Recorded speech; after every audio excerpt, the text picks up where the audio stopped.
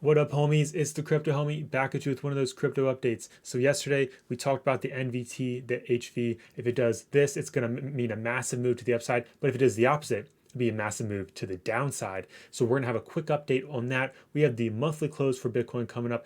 There is one of those dreaded CME gaps. Are we going to fill it? We're going to check that out as well. And we have a great tweet by Michael Saylor, the CEO of MicroStrategy Incorporated. We're going to check him out as well. So without a further ado, make sure you smash that subscribe button to stay up to date on the latest in the crypto space. So diving right into it, first, that CME gap that is dreaded, that we did not want to happen. It's like, what is going on? What is going on? So like, here's the gap right here. As you can see, it's from about 17K and then to about 18.2. So let's get out the handy dandy ruler. See how big this is. It is about a 7.5% move, which really, at the end of the day, that's not that big of a deal. If we fall back down and fill the gap down to 17K, it'll probably be a wick that comes slamming back down because things right now are looking hot. We're currently at $19,530. I mean, this for the year, the highest we've got to is 19,000, about $900. So this right here is pushing it on, like at least on the CME gap, so like the futures. So things are looking hot right now. Are we going to fill up? Hey, who knows for sure. We don't always fill them, but for some reason we fill most of them. And when we do fill, it's usually sooner rather than later. So if we fill it, I expect to see it in the next week. If not, we probably won't fill. But at the end of the day, 17K sounds good to me. It's some more Bitcoin, some more cheaper Bitcoin. As much as I want to see an all-time high, it's coming. You just got to be patient. So up next, we have Bitcoin. On the weekly with Bitfinex, we're checking out the two indicators that we showed yesterday, the HV and the NVT. So I said yesterday, as you can see in this video, we were looking right here. If you guys can see that, since it's a weekly candle, it updates every week. We want to see this continue to stay red. And as we go over to the current chart, because it updated, we are red. We are red. This is great. The volatility actually went down a little bit. If we pull the volatility up, actually went down.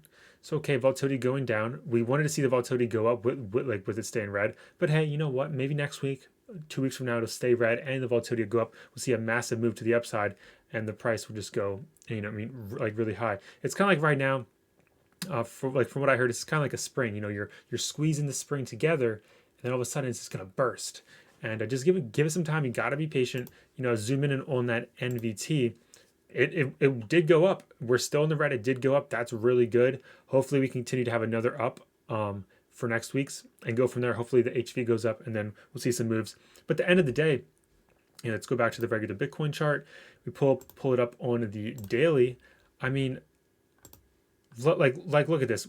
We closed the candle here. Ever since we closed the weekly, it's been up from about 18.2. We're at 18. Oh, we're at 19.4 right now on the Bitfinex chart. So things are looking hot.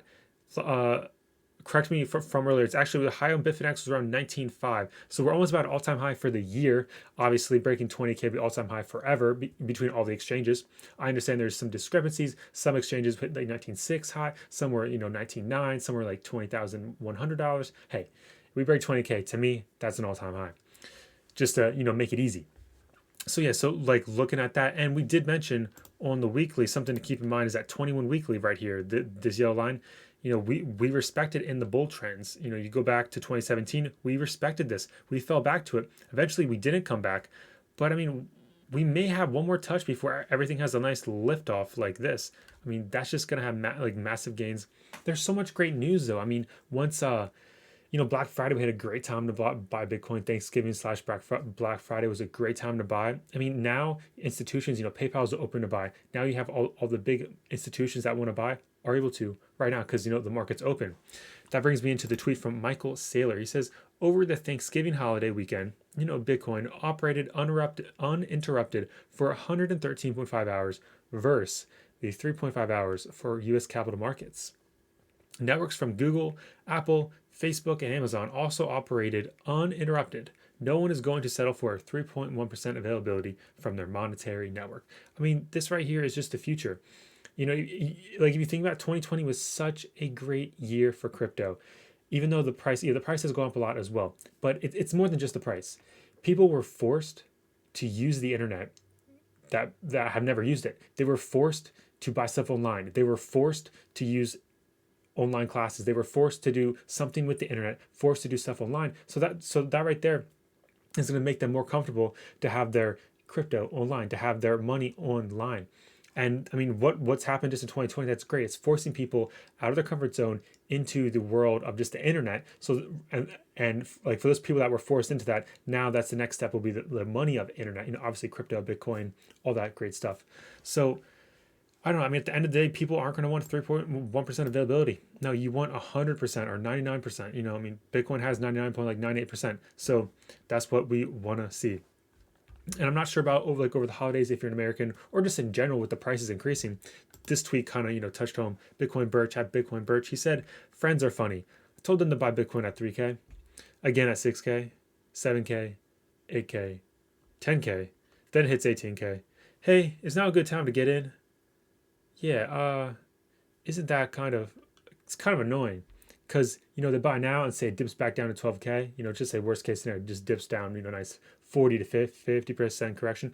They are going to be freaking out, just freaking out, hitting your phone up all the damn time. You don't want that. You just don't want that. I say no, because that's just annoying. But hey, I mean, hey, it is funny how it works. Nobody wants to buy when it's low. Everybody wants to buy when it's high. But if they have a long-term perspective, which they probably don't because they didn't have it back here, they would have a long-term perspective. If this thing, if you expect it to hit 100 to 300K, buying it at 18 really isn't that big of a deal, as long as you're willing to hold it. So let me know if you have any, your buddies that weren't into crypto now, or like, hey, like how can I get it? Is this a good time to buy? Let me know down in the comments below. It's always nice to hear. Just wanted to recap here with the CME gap. Ooh, let's get rid of that. So yeah, it's this gap right here, 17,000 to 18.3.